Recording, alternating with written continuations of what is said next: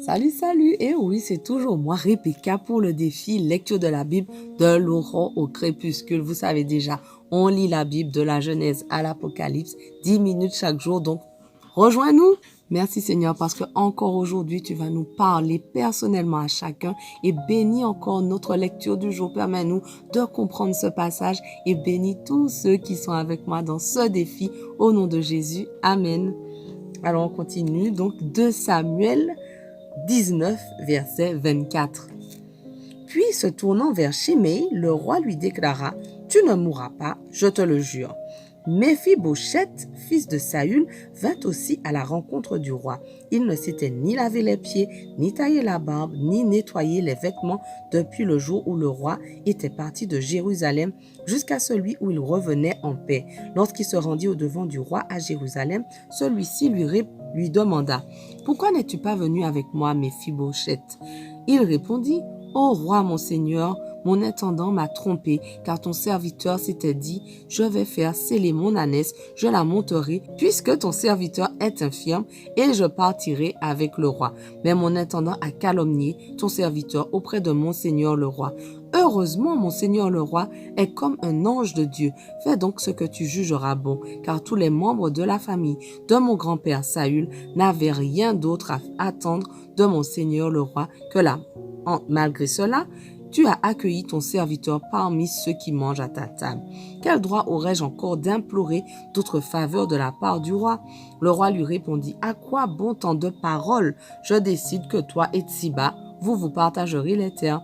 Alors Méphibosheth dit au roi, il peut même tout prendre puisque mon seigneur le roi rentre chez lui en paix. Barzillai, le Galaïte, était venu aussi de Roguélim pour accompagner le roi lors de la traversée de la rivière et pour prendre congé de lui sur la rive. Barzillai était un vieillard de 80 ans.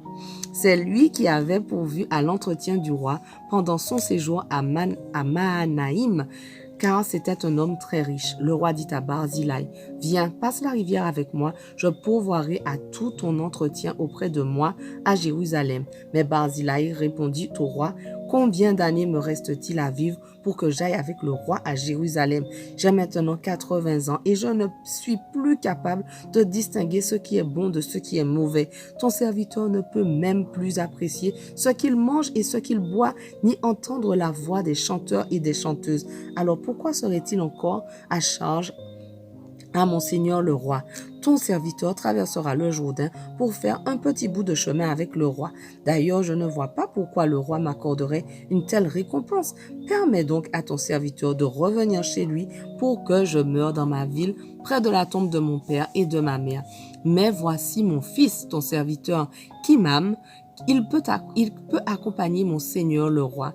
Fais pour lui ce que tu jugeras bon. » Le roi dit, « D'accord, que Kimham vienne avec moi et je ferai pour lui ce que tu jugeras bon. Je ferai pour toi tout ce que tu désireras que je fasse. » Quand tout le monde eut traversé le Jourdain et que le roi lui aussi passé, il embrassa Barzillai, le bénit, puis Barzillai s'en retourna chez lui. Le roi poursuivit sa route en direction de Gilgal et Kimham l'accompagna. Toute la troupe de Juda et la moitié des Israélites du nord étaient présents lorsque le roi avait traversé le Jourdain. Alors les gens du nord vinrent trouver le roi et lui demandèrent, « Pourquoi nos compatriotes, les hommes de Juda, se sont-ils emparés furtivement de toi pour te faire traverser le Jourdain, toi, ta famille et tous tes gens ?» Les Judéens répondirent aux hommes d'Israël, « C'est que le roi nous est apparenté. Quelle raison y a-t-il là pour vous mettre en colère? Avons-nous vécu aux dépens du roi? Nous a-t-il fait des cadeaux? » Les hommes d'Israël répliquèrent aux Judéens, « Le roi nous appartient 10 fois autant qu'à vous, et même sur David, nous avons plus de droits que vous. Pourquoi nous avez-vous traités avec un tel mépris? N'avons-nous pas été les premiers à proposer de faire revenir notre roi? » Mais les hommes de Juda furent encore plus durs dans leur réplique que les hommes d'Israël. 2 Samuel 20. Il se trouvait là un vaurien nommé Sheba, fils de Bichri, de la tribu de Benjamin. Il sonna du cor et proclama, « Nous n'avons rien à faire avec David, rien de commun avec le fils d'Isaïe. Rentrons chacun chez soi, hommes d'Israël. » Et tous les hommes d'Israël du nord se détachèrent de David pour se rallier à Sheba, fils de Bichri. Seuls les hommes de Juda restèrent attachés à leur roi et l'escortèrent depuis le Jourdain jusqu'à Jérusalem.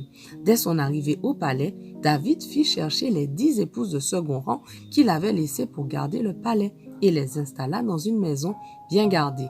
Il leur donna tout ce qui leur était nécessaire, mais il n'eut plus de relation avec elles. Dès lors, elles furent séquestrées jusqu'au jour de leur mort, menant la vie des veuves. Le roi ordonna à Amasa: mobilise d'ici 3 jours les hommes de Juda, puis viens te présenter ici avec eux. Amasa alla mobiliser Juda, mais il tarda au-delà du délai fixé par le roi pour le rendez-vous avec lui. Alors David dit à Abishai: Sheba, fils de Bikri, va maintenant nous faire plus de tort qu'Absalom. Pars donc à la tête de la garnison royale et poursuis-le. Il ne faut pas qu'il ait le temps de trouver abri dans des villes fortifiées où il nous échapperait. Ainsi, Abishai partit avec la troupe commandée par Joab, ainsi qu'avec les Kérétiens et les Pélétiens et tous les soldats de métier. Ils quittèrent Jérusalem afin de poursuivre Sheba, fils de Bikri. Lorsqu'ils furent arrivés près de la grande pierre à Gabaon, ils virent Amasa venir au-devant d'eux. Joab portait alors sur sa tenue un ceinturon auquel était attaché sur ses reins le fourreau contenant son épée. Celle-ci tomba pendant que Joab s'avançait. Joab dit à Amasa: « Vas-tu bien, mon frère ?» De la main droite, il saisit la barbe d'Amasa pour l'embrasser. Ce dernier ne prit pas garde à l'épée qui se trouvait dans la main gauche de Joab. Celui-ci la lui plongea dans le ventre et répandit ses intestins à terre sans lui porter un second coup. Et Amasa mourut sur le champ. Après cela, Joab et son frère Abishai reprirent la poursuite de Sheba, fils de Bikri. Un jeune soldat de Joab s'était arrêté près du cadavre d'Amasa en répétant que tous ceux qui sont partisans de Joab et qui sont pour David suivent Joab. Or, Amasa gisait dans son sang au milieu de la route. Le soldat vit que toute la troupe s'arrêtait.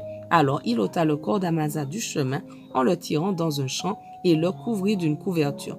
Une fois le cadavre enlevé de la route, tous les hommes continuèrent leur chemin à la suite de Joab pour suivre Sheba, fils de Bikri. Ils parcoururent toutes les tribus d'Israël en direction d'Abel-Beth-Maaka. Tous les hommes de Bérim se rassemblèrent et marchèrent aussi à la suite de Joab, qui, avec ses troupes, arriva à la ville d'Abel-Beth-Maaka et l'assiégea. On dressa un remblai de terre contre la ville jusqu'au niveau du rempart extérieur. Toute l'armée de Joab se mit à creuser des sables sous la muraille pour la faire s'écrouler. Alors une femme avisée se mit à crier du haut du rempart de la ville: « Écoutez, écoutez, dites, je vous prie, à Joab, approche jusqu'ici, je veux te parler. » Joab s'approcha d'elle et la femme lui demanda: « Es-tu Joab ?»« Oui, c'est moi, répondit-il. » Elle lui dit: « Écoute les paroles de ta servante. » « J'écoute. » Elle poursuivit: « Autrefois, on répétait le dicton: demandez conseil dans Abel, et l'affaire sera réglée. Nous sommes parmi les gens les plus paisibles et les plus loyaux d'Israël, et toi tu veux détruire une ville qui est une métropole en Israël. Pourquoi ruinerais-tu une cité qui fait partie du pays de l'Éternel? » Joab s'écria: « Sûrement pas. Je ne veux ni détruire ni ruiner quoi que ce soit. Ce n'est pas de cela qu'il s'agit. Mais un homme de la région montagneuse d'Éphraïm, nommé Sheba, fils de Bikri, s'est révolté contre le roi David. Livrez-le, lui seul, et je lèverai le siège de la ville. » La femme lui répondit: « Eh bien, sa tête te sera lancée par-dessus la muraille. » La femme alla trouver tous ses concitoyens et leur parla avec sagesse. Ils coupèrent la tête de Sheba et la lancèrent à Joab. Alors celui-ci fit sonner du corps et les assiégeants se retirèrent de la ville. Chacun rentra chez soi. Joab retourna à Jérusalem auprès du roi. Joab resta à la tête de toute l'armée d'Israël. Benaïa, fils de Yehoyada, commandait les Kérétiens et les Pélétiens. Adoram dirigeait les corvées. Josaphat, fils d'Alioud, était archiviste. Sheva était secrétaire. Tsadok et Abiatar étaient prêtres. David avait aussi pour prêtre Ira de Yaïr. Voilà, notre passage du jour touche à sa fin, mais on continue dès demain. On ne lâche rien. Allez, sois béni.